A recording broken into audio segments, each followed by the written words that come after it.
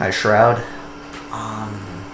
So there were two things that I noticed with your ground strokes. I'm going to focus more on the forehand here, but the two things that I noticed that are affecting your consistency are the way you're preparing and the way that you're manipulating the racket in the contact zone.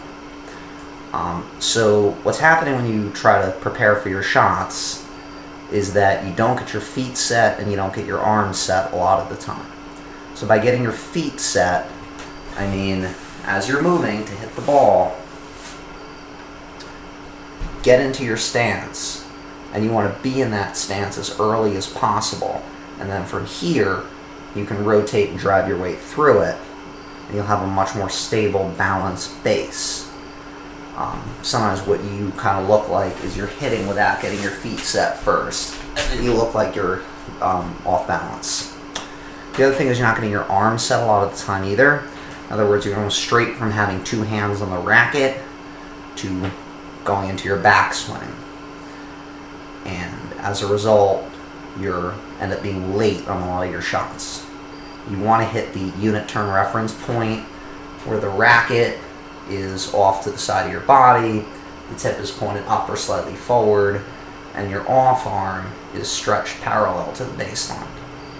So when you're preparing, you want to get both your feet and your arms set, and then you can swing. You don't want to be in a position where neither one is getting set, and then it ends up looking like this. So just to show you one more time, you get your feet set in whatever stance you're hitting, open, semi-open, neutral, doesn't matter.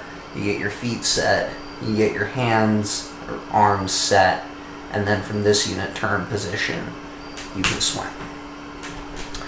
The other thing is the way that you're moving the racket in the contact zone, and part of this is because you have a fairly late contact point at times.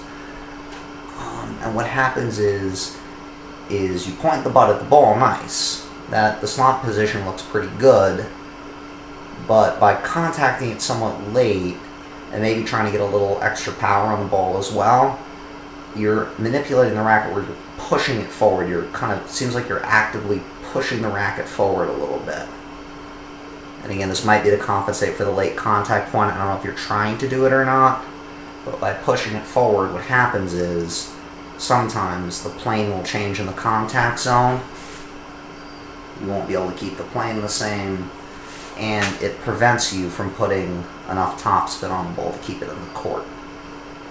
Because by pushing it forward, you're ensuring that you're going to get a very flat impact.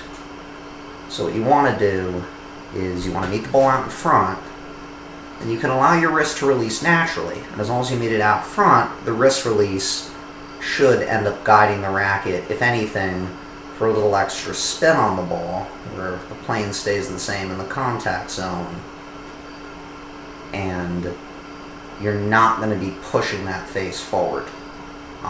You're not going to be giving it that little extra push after the slot. So what you want to do is just pull the racket, pull the butt of the racket toward the ball, and then as you release your wrist, you do it within the constraint of keeping the plane the same, and you should end up with a much more reliable stroke. And you can generate additional power by getting your feet set, getting the power through the ground up, rotating into the ball, and just keeping a fairly loose, relaxed, and somewhat, say, whippy, but very loose and live arm. And this hopefully should help you control your racket speed, because you mentioned that sometimes you try to add more racket speed, you lose control. And I think that the preparation and the way that you're kind of sometimes late and pushing that racket through the contact zone are contributing to the loss of control. So, hope this makes sense.